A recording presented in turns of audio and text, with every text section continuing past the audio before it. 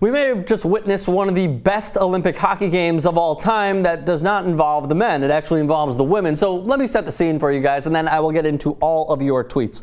Now, one of the best parts about the story that I'm about to tell is that Edwin, one of our fine employees here at the Young Turks, said, oh yeah, the last time I checked, the U.S. were up 2-0. So let me set the scene for you there and how we got to that point. The first period, goalless. The second period, Wisconsin Badger alum Megan Dugan and Massachusetts native, that's the word. Wordplay on TYTSports. Megan Dugan, Massachusetts native, Wisconsin Badger alum, even though my Indiana Hoosiers hate Wisconsin. She scores in the second period, and then later on in the third, the U.S. add another. Now, with 3:26 left in regulation, 3 minutes and 26 seconds away, the Americans are from winning a gold medal over the powerhouse that is the Canadian women's national team. Here's basically what happens. So 3:26 left. Canada then goes on to score. So there you go, Edwin. It's suddenly 2-1. And that's with 3:26 left. The goal scorer was Brianne Jenner via Mickelson and LaRock. 54.6 seconds left until the Americans are awarded the gold medal in Sochi. The Canadians are on a power play. They have the extra attacker on. And they do indeed score once again. It is Poulin, so suddenly it's a 2-2 affair. And it's getting intense. More intense than some of the men's games that we have seen. And when these two teams face off, whether it's Canada and the U.S. in the men's or women's, it is always what seems to be not to be cliche, but must-see TV.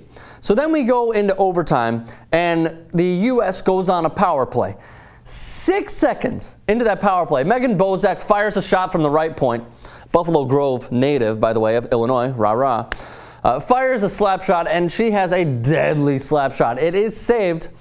And then for some reason, right on the doorstep, Jocelyn Lamoureux, as any hockey player does in this fucking situation, any other hockey player does, she puts down her stick and stick on the ice and tries to pad in the puck into the back of the net. She tries to put the biscuit in the bag, trying to possibly give the U.S. the winning goal in the gold medal final.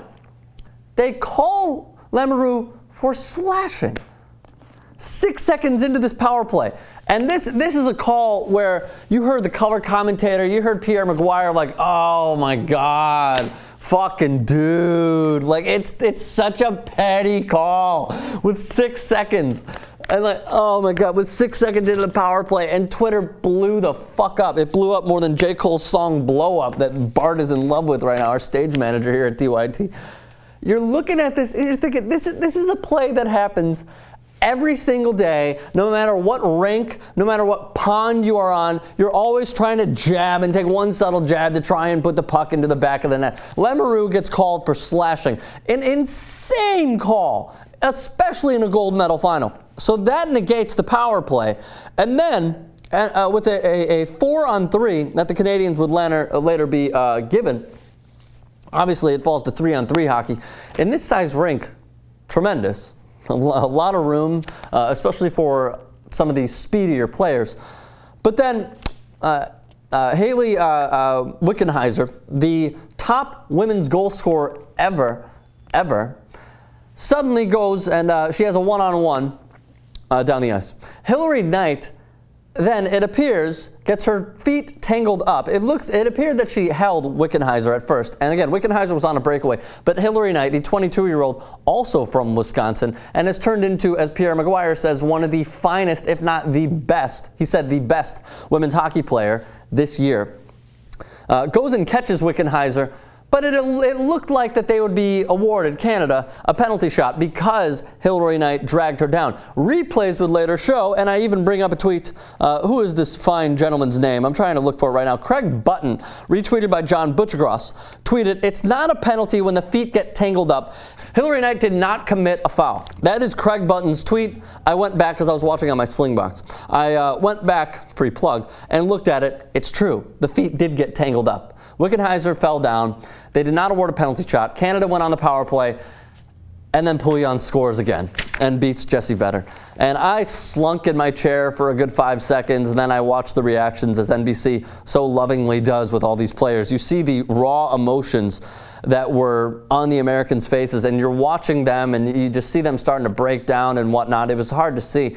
but the Canadians celebrate a gold medal win, albeit in interesting fashion. By the way, Adam Scorgi, who is a fantastic director and has worked with our Andrew Napier here on TYT, he even texted me. He is a humongous Canadian. He is Canadian. He loves the Oilers. Give him shit for it. But he is also very, very informed when it comes to Olympic hockey. And here's what he tweeted at me, verbatim, not kidding. The Wickenheiser penalty I could, quote, kind of see if you didn't have a good angle, but the slashing call could have been the worst call I have ever seen. This is a guy who fucking loves hockey, has seen more hockey than I have. He has some years on me. He has a tremendous knowledge of the sport. And then he also said this, the slashing call was complete horseshit on Jocelyn Lamoureux. Don't even feel right about that win. This is for the gold medal, and he's being honest that he doesn't feel right about it. Do you feel right about it? Here are all of your tweets on this fine, fine match. Stephen almost tweets at Extreme, amazing game by both sides. Just goes to show no lead is safe. Hashtag go Canada. Go fuck yourself, Stephen. No, I'm just kidding.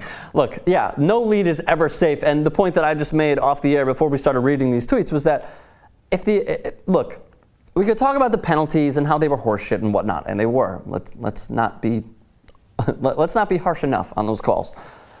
But with 3:26 to play and you have a 2-0 lead, you got to close the door on the Canadians. You have to.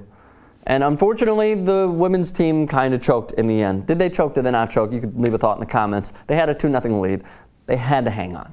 Talk about the penalties all you want. They shouldn't even be in a position to call those penalties. They should have wrapped it up in regulation. Hot Spur Blog, tweets at Extreme, irrelevant, but keep up the good work, massive fan. All right, thank you, sir. James Schneider says, this gold means a lot more to us than the vast majority of Americans.